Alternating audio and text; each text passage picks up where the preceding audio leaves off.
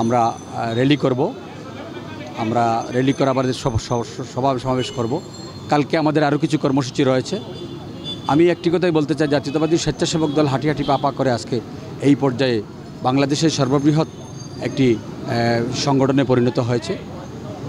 আমরা বিএনপির ভারপ্রাপ্ত চেয়ারম্যান দেশনায়ক তারেক রহমান, আমাদের নেত্রী দেশনেত্রী বেগম খালেদা জিয়ার নেতৃত্বে আমরা ঐক্যবদ্ধ রয়েছি। আমাদের কেন্দ্রীয় সভাপতি এস.এম. জিলানী এবং রাজীব হাসানের দিক নির্দেশনায় আমরা আমাদের কার্যক্রম চালিয়ে যাচ্ছি। আপনারা দেখেছেন বিগত এই শেখ হাসিনা বিরোধী আন্দোলন, ফ্যাসিবাদীর আন্দোলনে জাতীয়তাবাদী স্বেচ্ছাসেবক দল অগ্রণী ভূমিকা রেখেছে। আমরা গত ডিসেম্বরও আমি এবং আমার স্বেচ্ছাসেবক দলের সদস্য সচিব আফসার খান সহ আমরা অসংখ্য নেতাকর্মী আমরা গ্রেফতার হয়েছিলাম। আমরা জেল কেটে প্রায় 2.5 মাস 3 মাস করে জেল কেটে আমরা বেরিয়ে হয়ে আসছি।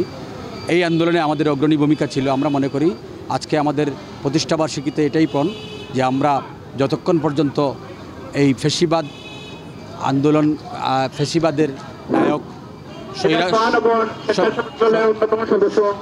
স্বৈরাচারিণী শেখ হাসিনা যতক্ষণ পর্যন্ত এই স্বৈরাচারের এই বাংলাদেশের সর্বোচ্চ এবং সবচেয়ে বড় স্বৈরাচার শেখ হাসিনার ফাঁসি না হবে ততক্ষণ পর্যন্ত আমরা মাঠ ছাড়ব না।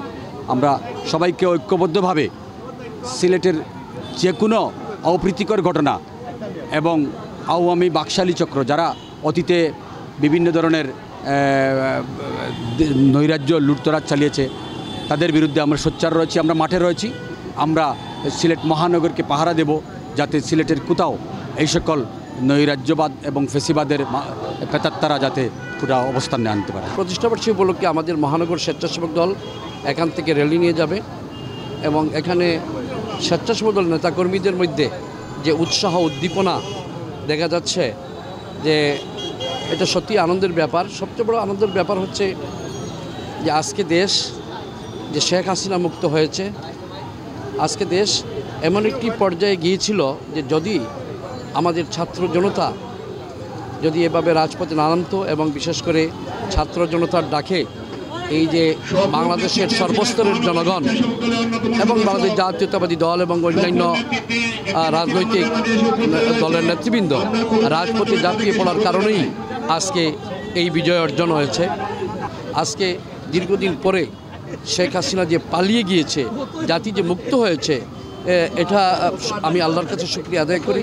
দীর্ঘ 17 বছর পর একটি মুক্ত বাতাসে, একটি ফ্যাসিস্ট মুক্ত বাংলাদেশের বাতাসটা ছিল বিষাক্ত, লাশের গন্ধ ছিল চারদিকে, দেশটা ছিল একটা মৃত্যু উপত্যকা।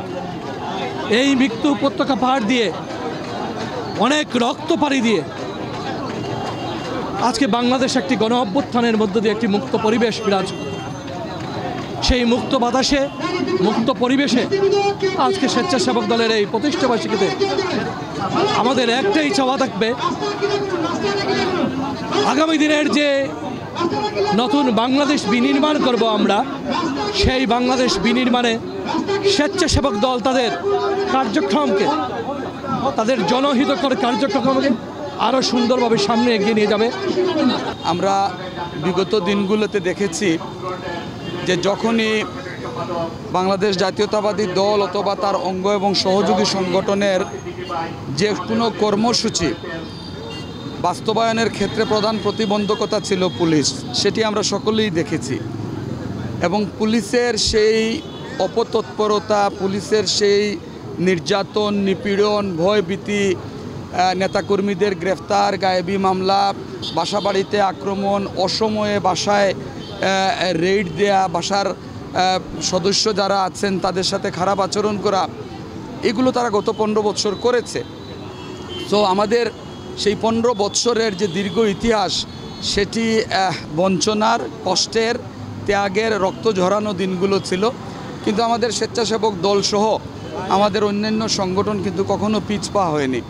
আজকে দ্বিতীয়বারের মতো স্বাধীন দেশে আজকের যে র্যালিটি হচ্ছে, এইখানে আরও যাদের থাকার কথা ছিল তারা আজকে থাকতে পারছে না। কেন জানেন? কারণ তারা বিগত যে আন্দোলনটি হয়েছে সেই আন্দোলনে তারা শহীদ হয়েছেন, শাহাদাত বরণ করেছেন। এবং আপনি খেয়াল করে দেখবেন যে শুধু বাংলাদেশ জাতীয়তাবাদী দলেরই পত্রিকার সূত্র অনুযায়ী প্রায় 117 বা তার চেয়েও বেশি নেতাকর্মী ইতিমধ্যে নিহত হয়েছেন। সেই সংখ্যা আমি মনে করি তার চেয়ে অনেক বেশি, এবং অনেকে এখনও হসপিটালে বিছানায় কাতরাচ্ছেন, মৃত্যু যন্ত্রণায় ছটফট করছেন। তা আমাদের বাস্তবতা হচ্ছে যে আমরা আসলে আমাদের ছাত্র সমাজ যে আন্দোলনের সূচনা করেছিল, পরবর্তীতে সেই আন্দোলন ছাত্র জনতার গণ অভ্যুত্থানের রূপ নেয়, এবং আজকে আমরা একটি স্বাধীন দেশে আমাদের স্বেচ্ছাসেবক দলের আজকের এই র্যালিটি আমরা উদযাপন করছি।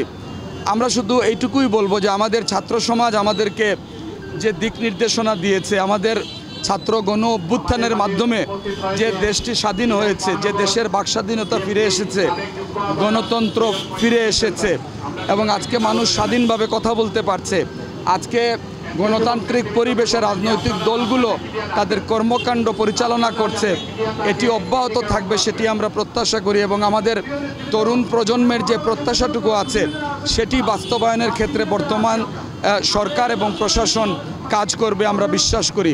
আরেকটি কথা হচ্ছে যে বিগত 15 বৎসরে যারা লুটপাট করেছে, সম্পদ পাচার করেছে, আমাদেরকে তলাবিহীন ঝুড়িতে পরিণত করেছে, আমাদের অর্থ কেড়ে নিয়েছে, আমাদের নেতাকর্মীদের গুম করেছে, হত্যা করেছে, অনেককে পঙ্গু করেছে, তাদের বিচার এই মাটিতে হতেই হবে।